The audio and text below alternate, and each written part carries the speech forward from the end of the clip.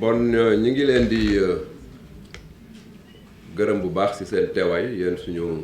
mbokku taskatu xabaar yi lu ñu fi dajale tey mooy mbir mi xamante ne ñetti fan yëpp sénégalais yëpp dégg nañ ko mooy lu xew fële ci hôpitalu Louga mooy hôpital Amadou Sakhir Mbaye soxna ju tudd Astu Soxna ba muy donc duggee sa hôpital bi pour war fa am doom suñu boroom dogal bakkanam des fa mu nekk loo xamante ne Sénégal yëpp ñaawlu ko ba ñu ko déggee nag la ñu fa envoyé ñetti inspection bu njëkk bi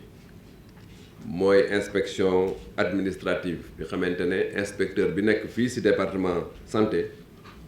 moom ak ay équipe am ñoom ñoo ko war a def ñaareelu inspection boobu direction bi yore lépp lu jëm ci jigéen ak xale mais aussi direction bi yore hôpitaux yi mais ak ñi xamante ne ñoo yore fële ci université de Dakar lépp lu jëm ci jigéen ñoom ñoo ko sëx def ko inspection bu mujj bi nag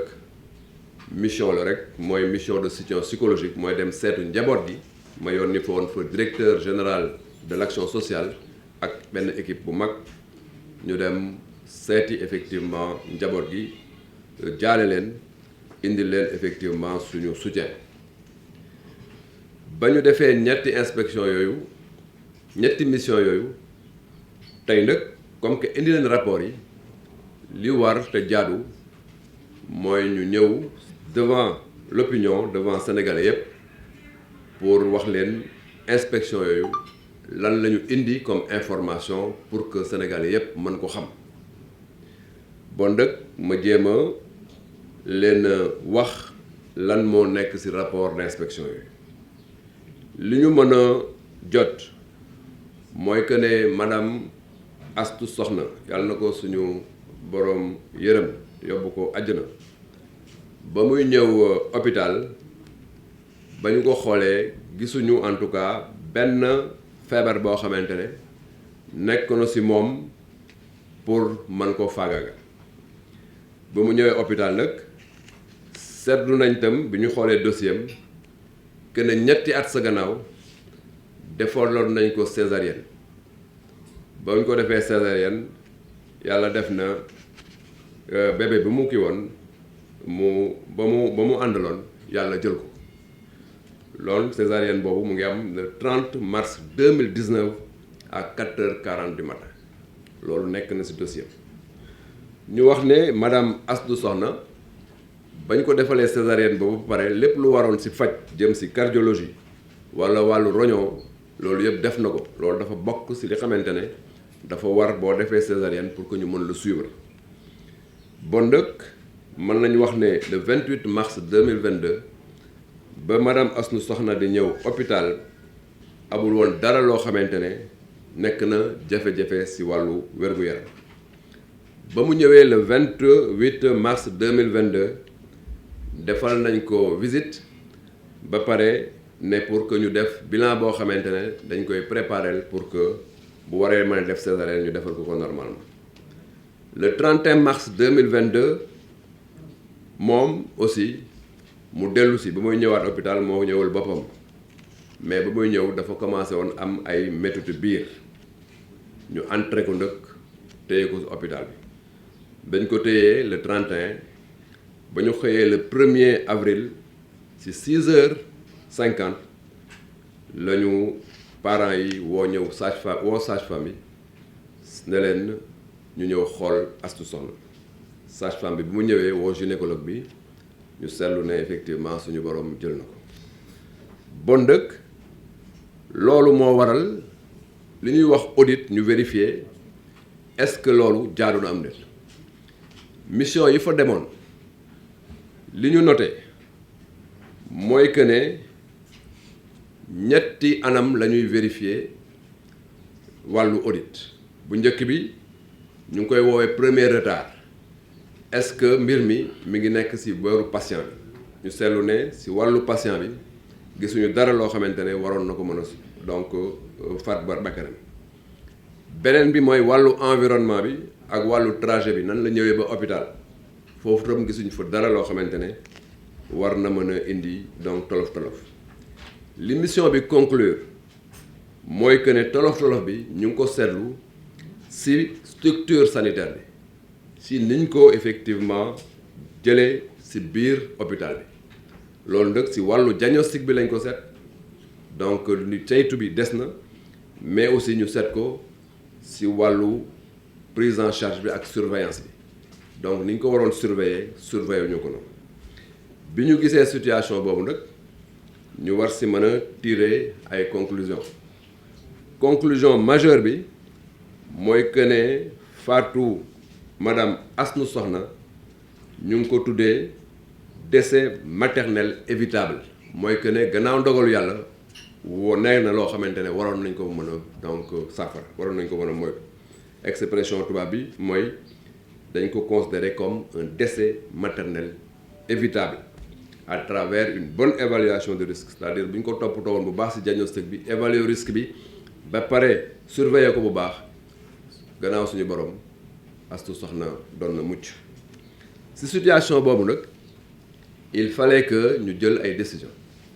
décision bu njëkk bi ñu jël mooy que ne ñu suspendre directeur hôpital bu ngeen seetloo conseil des ministres bi ñu def démb jël na ndogal boobu pour dindi directeur hôpital bi indi fi beneen directeur bu tudd Abdoulaye Gueye en parenthèse d'ailleurs Abdoulaye Gueye boobu maa ngi ko fekk mu nekk directeur hôpitalu Pikine bi ma fi ñëwee en 2017 moo nekk directeur hôpital Pikine ba 2021 mars 2021 mai 2021 plutôt moo indi ko fii mu ñëw renforcer nouvelle direction générale des établissements de santé bon donc loolu c'est une information extrêmement importante parce que 2017 ba may ñëw fii laa ko fekk mu nekk directeur u Pikine te mu ngi fi jógee il y a pas longtemps en mai 2017 ma indi ko mu renforcer une nouvelle direction générale ba xamante ne maa ko fi teg compte tenu de sa compétence et de son sérieux loolu élément d'information la pour quand même mettre de côté yenn fake news yoo xamante ne des fois mën na jaxase xelu nit ñi. beneen décision bi ñu jël mooy ci biir hôpital bi képp koo xamante ne agent la te nga newoon ci dispositif bi xamante ne moo doon toppatoo Astou Sokhna ñu jël la dugal la ci benn procédure boo xamante ne disciplinaire boo xamante ne hôpital bi moom moo koy conduire ñooñu nag hôpital bi dana xool seen biir procédure boobu mën na dem jusqu'au licenciement parce que en vérité li ñu def dafa déboucher ci donc faat bakkan. beneen élément bi am solo te ma bëgg ko noter mooy que ne li xew ci wàllu Astou Sokhna nekk na lu Sénégal lépp ñaawlu nekk na lu ñu regretter ñun ñëpp nekk na loo xamante ne wax dëgg yàlla donc du luy taaral suñu système waane ndëkk ñu noter ne système de santé bi ñu ngi def liggéey bu mucc ayib ñu ngi def liggéey boo xamante ne liggéey bu am solo la surtout ci temps yi passé renforcer nañ ko considérablement mais ay jigéen ak ay góor ñoo xamante ne ñoom ñoo ci nekk ay agent de santé di liggéey boo xamante ne liggéey bu Sénégal yépp rafetlu daa mbir mi metti na mais occasion la pour man tam pour que ma ñaax leen ñu gën a jàpp seen liggéey parce que seen taxawaay Sénégal yàgg na ko rafetlu may noter tam pour terminer que ne Sénégal dafa def ay performances yu am solo ci wàllu mortalité maternelle et néonatale mooy xayma bi xamante ne dañ koy xayma réew yi di xool ban réew moo gën a am situation yi ñuy dund tey mooy jigéen bakkanam dem ci wàllu donc njur loolu ndëkk dafa nekk indicateur OMS indicateur bu am solo Sénégal ndëkk tey ci sous-région bi UEMOA moom moo fi juutu ci indicateur boobu moom moo fa gën a nekk ci kanam parce que 2019 ñu ngi doon tourner ci indicateur boo xamante ne 386 naissances décès pour 100 000 naissances vivantes la mais en 2019 ñu ngi ci 276 décès 236 décès pour 100 000 naissances vivantes gis ngeen ne évolution bu am solo am na foofu bon dëkk nañu continuer effectivement ci effort yooyu mais ñu ñaax personnel de santé bi ak d'action sociale ñu taxaw pour que performance ak njàmbaar bi leen réew mi yëpp xamee ñu continuer ko may terminer ci benn élément d'information bu am solo parce que en plus effort yu ñu def ci ressources humaines yi dañuy continuer di def ay effort tam ci li jëm ci jumtukaay yi ak structure de santé yi ci cadre boobu lay annoncé d'ailleurs que ne l'hôpital Aristide Le Dantec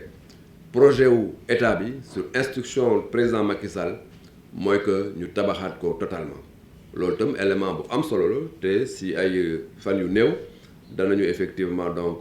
am benn rencontre boo xamante ne certainement chef de l'État moom moo koy diriger pour que ñu xool yan modalité la ñuy jël pour que reconstruction hôpital Dantec ñu mën ci gaaw nu mu gënee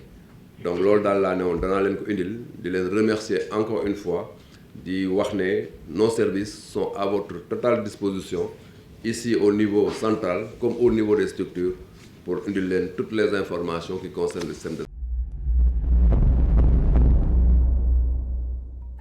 chetttt mais yow sawaay yow fu ñu la fekk yaa ngi ci kanamu ordinateur bi wala sa kanamu tablette ba sa téléphone portable lu xew mais damay lire ay information